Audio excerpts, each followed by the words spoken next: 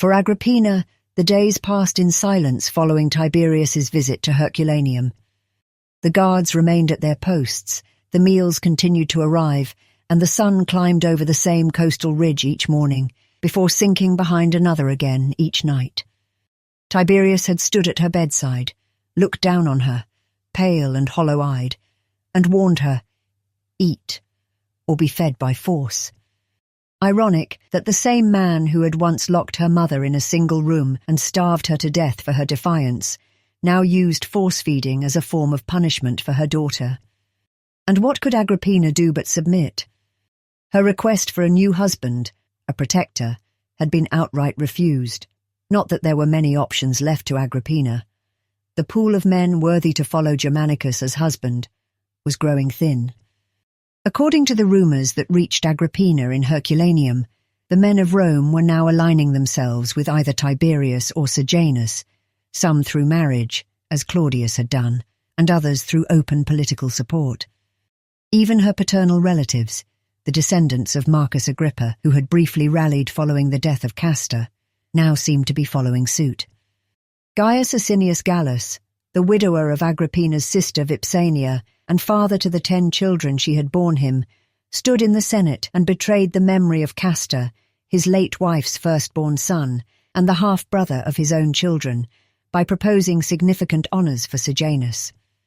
When the Senate's nobility, from whom clemency could be offered, moved to erect a statue to the goddess Clementia, it was Gallus who joined the equestrian senators in countering the proposal, supporting a motion to also erect a statue to Amicitia, the god of friendship, flanked on either side by statues of both Tiberius and Sejanus.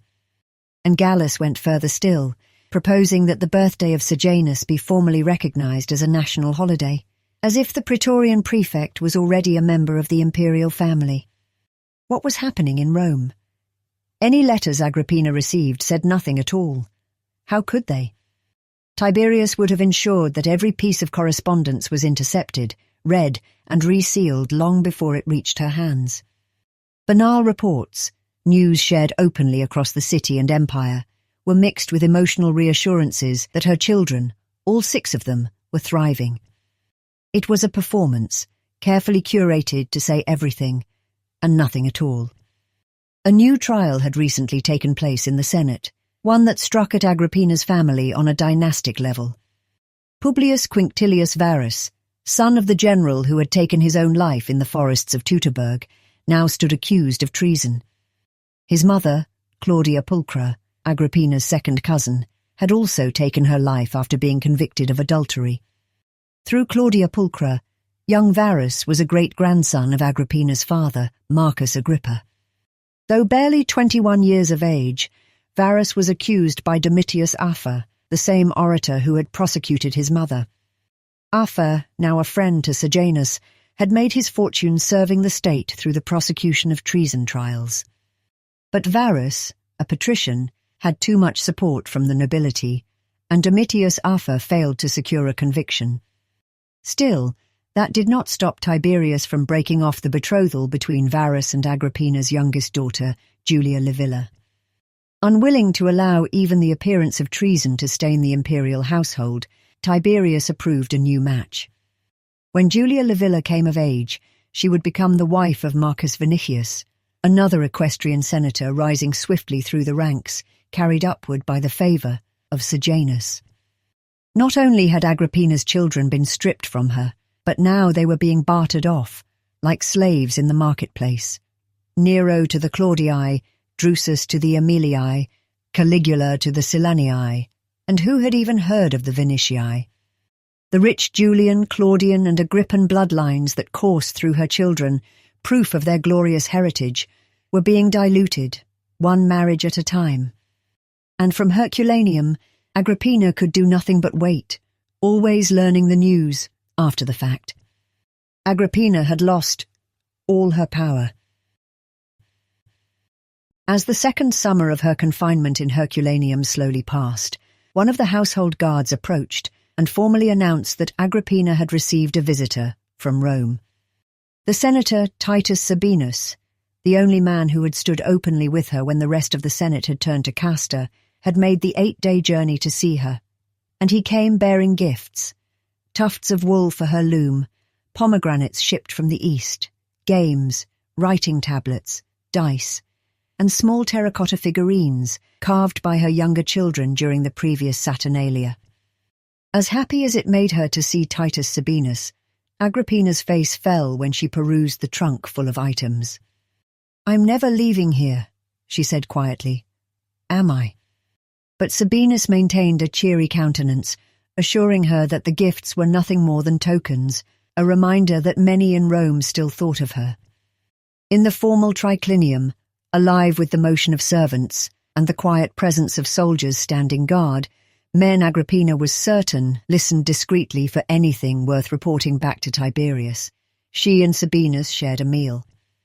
As they ate, Sabinus spoke of all the gossip in Rome, the kind everyone knew, who had been caught in an affair, who had given birth, who had been named the year's consuls. But it wasn't until later that evening, as they reclined in the villa's broad peristyle garden, that Sabinus revealed the true reason for his visit. With a soldier still standing at attention at the far end of the garden, near enough to be seen, but far enough to be safely out of earshot, Titus Sabinus spoke. "There is a plan," he said, his voice lowered to a whisper as he let his gaze drift, as if merely admiring the flowers. He reached out and plucked a bloom from a branch, held it to his nose, then offered it to Agrippina. "Many in Rome have grown uneasy with recent events. They remember how you, surrounded by praetorians, were unceremoniously escorted from Rome. And then they watched Tiberius leave the city in much the same way." Agrippina inhaled the aroma of the flower, listening intently to every word. "Sejanus seems to be emperor now," he continued, as if casually discussing the weather. "And we can't even write to Tiberius on Capri, at least not without going through Sejanus first. All those honours bestowed on him by the Senate," Agrippina said. "Honours Tiberius himself approved. So why would they turn against Sejanus now, when it's obvious Tiberius is promoting him?" Sabinus shrugged casually. "The equestrians may see Sejanus as their path to the top," he said with ease. "But for the nobility, there's a big difference between working alongside a man like Sejanus and being ruled by him. Something the nobility won't stand for. And I wouldn't be too quick to label his senatorial honours as gifts. Sejanus wants to be to Tiberius as your father was to Augustus. And the more he is honoured as such, the more likely he is to give in to his vanity. In the meantime, Nero and Drusus are working to arrange your rescue. Gaius Asinius Gallus is helping them, along with myself and several other senators. Soon you will be freed from this place, and we will all flee to the safety of the Rhine legions. As the widow and heirs of Germanicus, they will protect you and your sons. Even with the Praetorian Guard, Sejanus will not be able to stand against them." And so, Agrippina waited. At the end of summer, news from Rome finally reached Agrippina's ears. And though the news was significant, it was not what she had anticipated.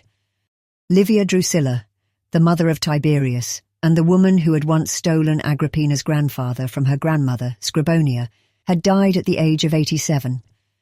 Called Julia Augusta since the death of Agrippina's grandfather, Caesar Augustus, Livia was granted a state funeral, though by Tiberius's command she had never officially received the title Mater Patriae, or Mother of the Nation. Her grandson, Claudius, in tandem with Tiberius on Capri, made all the funeral arrangements, while Sejanus, now the most influential man in the Senate, worked to secure the honours deemed appropriate for the wife of a god. But those honours did not include deification, nor did Tiberius return to Rome for the funeral. Livia's body was cremated on a funeral pyre built on the Campus Martius, and her remains were placed beside those of her husband within the mausoleum of Augustus, the same family sepulchre denied to the remains of Agrippina's mother. But from Titus Sabinus, there was still no word. The following month, news reached Agrippina again. Her sister, Julilla, who had spent the past 2 decades confined to a villa on the island of Tremorus, had finally let go of her mortal coil. Julilla, who had once tried to defy the Claudians on behalf of their brother, posthumous Agrippa, died alone. Her remains, like their mother's, were also denied entry to the mausoleum of Augustus, and instead placed in a small crypt on the very island where she had spent so many years in silence. Agrippina was now truly the last of Augustus's grandchildren. More than ever, she longed to be taken to the legions on the Rhine, the only place where she might feel safe. But word of her rescue still had not come. Then, before the end of the year, the sound of Caligulae marching in unison filled the streets of Herculaneum. Nero, Gallus, and Sabinus had finally arrived, with a cohort of soldiers. Racing through the villa, Agrippina met the cohort as they assembled in full force at the front gate. But her son and her friends were not with them. Instead, Agrippina was greeted by that year's consul, Appius Junius Silanus, the youngest brother of the Silanus, whose disgrace had led to her sister's exile. "By order of Tiberius Caesar," he announced, unrolling a scroll, "you are hereby charged with conspiracy to suborn the Rhine legions. The senator Titus Sabinus, with whom you conspired, has already been executed." Agrippina's soul plummeted. "My son?" she asked, her voice trembling. "What's happened to my son?" "Nero Caesar has also been found guilty and arrested," replied Appius Silanus. "He has been formally exiled to the island of Ponza." Surrounded by the townsfolk of Herculaneum, who had gathered to witness the spectacle, Agrippina crumpled to the ground amidst the soldiers. "And me?" she asked, her voice trembling. "You are to be removed to the island of Pandateria," Silanus said, a barely perceptible smirk on his face.